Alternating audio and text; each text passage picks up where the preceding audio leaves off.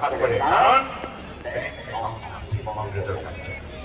কিন্তু মাননীয় প্ৰধানমন্ত্ৰী ডাঙৰীয়াই বেংক একাউণ্ট খুলি আধাৰ কাৰ্ড প্ৰদান কৰি আৰু মোবাইলৰ যোগেদি বেংকৰ লেনাদেনা বেংক লিংকিং কৰি যুৱসত্ব ৰচনা কৰি আজি দৰিদ্ৰ জনগণৰ বাবে হোৱা আঁচনি শতকৰাই শতাংশৰে আজি জড়িত হৈ পাবলৈ সক্ষম হ'ল।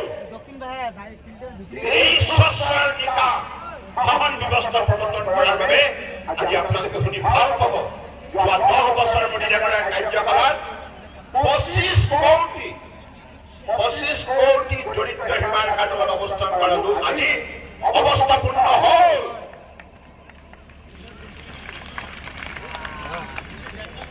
এই হৈছে অন্ত্যোদয়া, এই হৈছে দৰিদ্ৰ জনগণৰ বাবে আন্তৰিকতাৰে শ্ৰদ্ধা ভক্তিৰে মানৱ সেৱা কৰাৰ দৃষ্টান্তমূলক উদাহৰণ। আপোনালোকে সেইবাবে বিবেচনা কৰক যে কোনটো দল চৰকাৰ থাকিলে দেশৰ জনগণৰ মংগল হ'ব।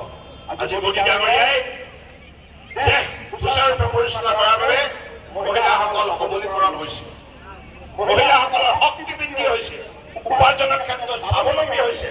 সেল্ফ হেল্প গ্ৰুপক আজি জেম পৰ্টেলৰ যোগেদি ৰাষ্ট্ৰীয় পৰ্যায়ত এখন সুন্দৰ বজাৰ প্ৰদান কৰিছে যাতে সেল্ফ হেল্প গ্ৰুপৰ মহিলা আত্মসহায়ক গোটৰ উৎপাদিত সামগ্ৰী যাতে তেখেতসকলে এইখন ৰাষ্ট্ৰীয় বজাৰত বিক্ৰী কৰিব পাৰে উচিত মূল্য।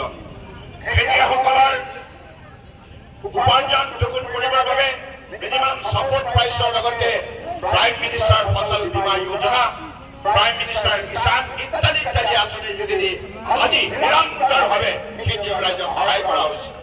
আৰু এই ধুবুৰী জিলাৰ এটা সুকীয়া পৰিচয় আছে। আজি ধুবুৰী জিলাৰ খেতিয়কবিলাকে যিমান কঠোৰ পৰিশ্ৰম কৰে তাৰ ফলত আপোনালোকে উৎপাদনত বৃদ্ধি কৰিছে। আৰু এতিয়া ধুবুৰী জিলাৰ খেতিয়কে জলকীয়া বিক্ৰী কৰি, কঁঠাল বিক্ৰী কৰি বিশ্ব বজাৰত এটা সুকীয়া পৰিচয় গঢ়িবলৈ সক্ষম হৈছে খেতিয়ক ৰাইজ।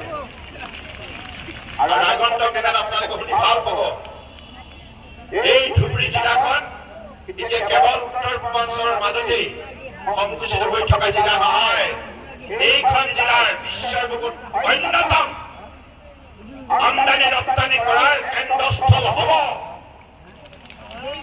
যাৰ বাবে আন্তঃগাঁথনি ব্যৱস্থা সবল কৰাৰ বাবে মোদী ডাঙৰীয়াৰ উল্লেখযোগ্য পদক্ষেপ ইতিমধ্যে গ্ৰহণ কৰিছে। ধুবুৰী ফুলবাৰী যিখন দলং 5,000 কোটি টকা ব্যয় কৰি 19 কিলোমিটাৰ দৈৰ্ঘ্যৰ সৰ্ববৃহৎ আটাইতকৈ দীঘল নদীৰ ওপৰত হোৱা দলং এইখনেই হ'ব 4 লেনযুক্ত।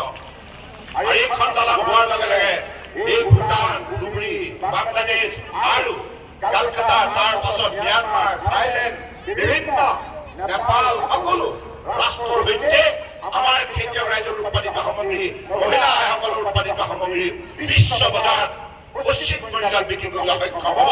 যাৰ ফলত আমাৰ পুৰুষ, মহিলা, খেতিয়ক, শ্ৰমিক আৰু উঠি অহা ডেকা ডেকাৰীসকলে প্ৰত্যক্ষ আৰু পৰোক্ষভাৱে কৰ্ম সংস্থাপন পাই সন্মান সহকাৰে জীৱনৰ বাটত সফলতাৰ দুৱাৰলৈ উপনীত হ'ব।